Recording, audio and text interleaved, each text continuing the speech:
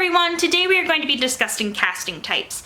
What are casting types? Why do they exist? And how do you find out what is your casting type? I'm Sophia Lovelace and I post theater videos, comedy videos, and style videos. So if any of that stuff interests you, make sure to hit the subscribe button down below to be notified when I have new uploads. So what are casting types? Casting types are types of characters that actors can play. There's limits based on age, there's limits based on ability and experience. Film is a lot more strict. However, theater is not as strict because the audience is a little bit farther away and there's a greater sense of suspension of disbelief, which is harder to do in film. So that is just something to consider if you're becoming a film actor or a theater actor, just knowing the little slight differences you can get away with within your casting type. So why do casting types exist? Not every actor can play every single role ever. As actors, we should be willing to play any role, right? Yes, you should be open to playing different kinds of roles that are out of your comfort range because then you can grow as an actor.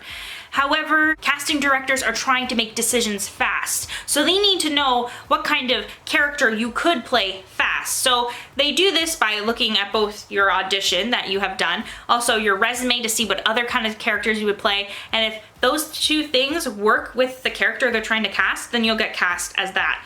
But if your resume doesn't match that, how you look doesn't match the character you're auditioning for, and you come with an audition piece that you didn't perform very well or didn't really work with your age or your height or your skills, then you're not going to get cast as that. So that is why casting types exist, to make it easier both on you to prepare material and then also makes it easier for directors to make decisions. But the big question is, how do I find my casting type? Before I dive in about how to find your casting type, is that your casting type will change. It will never stay the same consistently through your career because, you know, you grow older, you get different kinds of experience, you learn more about yourself as an actor and a person and how you act and how that can work with different genres. So if you're kind of upset with the casting type that you think you have now, that can easily change. The first step to finding your casting type is looking at your age.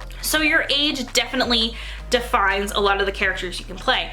For example, if you're in your 30s, you cannot play Little Orphan Annie. So to kind of think about what kind of roles are offered in your age group, think about movies that you've seen, plays or musicals that you've seen, and the age of the characters and what type of character are they playing. I kind of hate giving this advice, but I feel like it's really good advice, and that is to look at stereotypes. Now, stereotypes, of course, you probably all know, are not in truth, and it doesn't define who you are. But looking at stereotypes and what stereotypes you could fall into or could play based on your looks and your acting ability could make it easier to find roles. Finding your casting type is based on three things. So what you would like to play, what you could play based on your acting ability, and what you look like you could play. For example, if you can play like a high school mean girl and you're a blonde, then you could fit into the stereotype of like Regina George. Also, on the other hand, let's say you're really into sports and you know how to play sports really well. However, you're short and skinny, you might have a hard time finding a role where you're playing an athletic jock, bully, high school bully type character. Plus, you need to be comfortable in the roles you're playing. If you look like a villain and you can play a villain but you feel horribly uncomfortable the whole time, then your performance isn't gonna be as good. The next tip is really only for musical theater people, and that is looking at your vocal range. So traditionally in opera music, the vocal range of an actor would determine what kind of characters they would play. So certain vocal ranges you were a villain, certain vocal ranges you were like a princess type.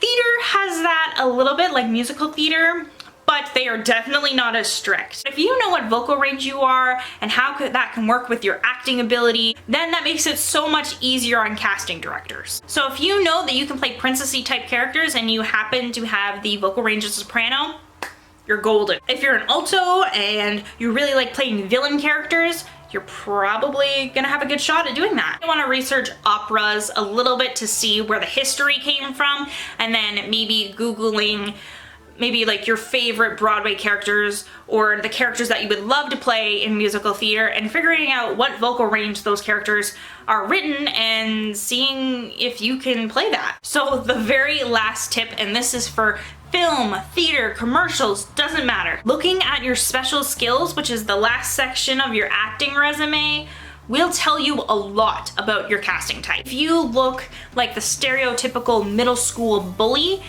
and you put on your special skills that you're really good at math, well, you might not get cast as that character because stereotypically I wouldn't see the middle school bully being really good at math. I don't know why you would put that on your special skills on your resume, but that's just an example. However, if you've done karate, if you've done hockey, if you've done football, I would put all those things on your special skills because that might give you a little nudge over the other people that are auditioning. Even though you might not play football or hockey or karate in the movie or the production you're auditioning for, it will still get the casting directors seeing you in that certain way. So that is the end of my video today. Hopefully you guys liked it. Hopefully you guys enjoyed it. Hopefully you guys learned something. If you have any questions at all, make sure to leave a comment down below. I will get back to you. And I think that's it for today, and bye!